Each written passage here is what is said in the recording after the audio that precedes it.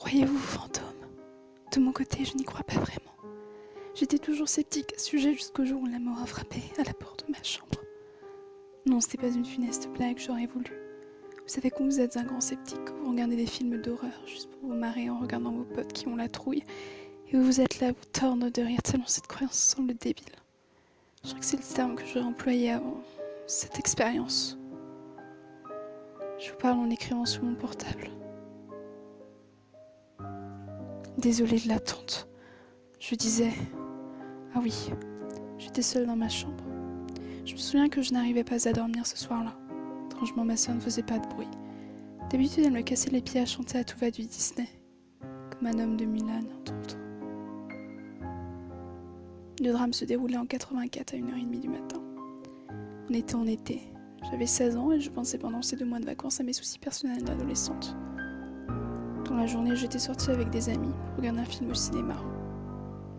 La journée s'était passée à merveille. J'avais passé un excellent moment avec mes amis de l'époque. Le film fini, je décidais de rentrer pour me reposer. Il devait être 4h30, je crois. Ma mère était rentrée de son travail, mon père également, et ma soeur était dans la cour à jouer avec une copine au ballon. Je me souviens que j'avais l'impression que le temps s'était arrêté. L'horloge de la cuisine ne fonctionnait plus. C'est pour ça peut-être que je me souviens d'avoir eu cette drôle d'impression. Les heures passèrent, rien d'étrange à l'horizon. Je lisais tranquillement du Stephen King sur le canapé à côté de mes 2 parents qui regardaient tout de la télé. Ce fut une journée éprouvante.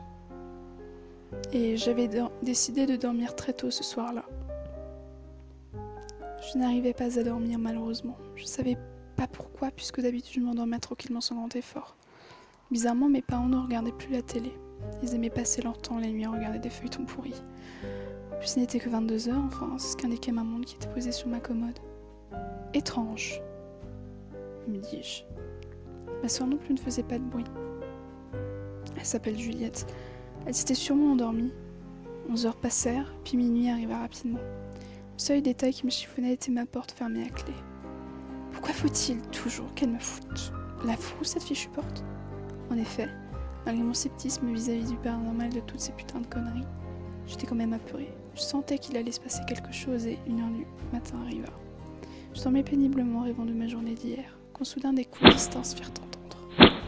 J'étais tellement fatiguée et apeurée que je ne voulais pas aller voir ce qui se tramait. Pas de bruit, juste ces coups qui continuèrent encore et encore affreusement, jusqu'à ce qu'1h20 arriva. Plus rien, rien de plus que le bruit de ma respiration. Je suffoquais. J'avais terriblement la frousse et là, j'étais couchée dans mon lit. Il y avait cette ombre noire qui se tenait là et qui me regardait en pleurant. C'était une petite fille. Juliette, c'est toi? Criai-je. Mais souvenez-vous, ma porte était fermée à clé. Je pris conscience de ce détail et je me relevai directement et essayai d'ouvrir la porte en prenant les clés qui se trouvaient dans une de mes poches de mon pantalon. Je retournai pour voir si l'ombre était toujours là, mais elle avait disparu. Malheureusement, je crois que je n'aurais jamais dû sortir de ma chambre. Je descendis les escaliers en trombe et j'ai vu que la porte d'entrée est très grande ouverte.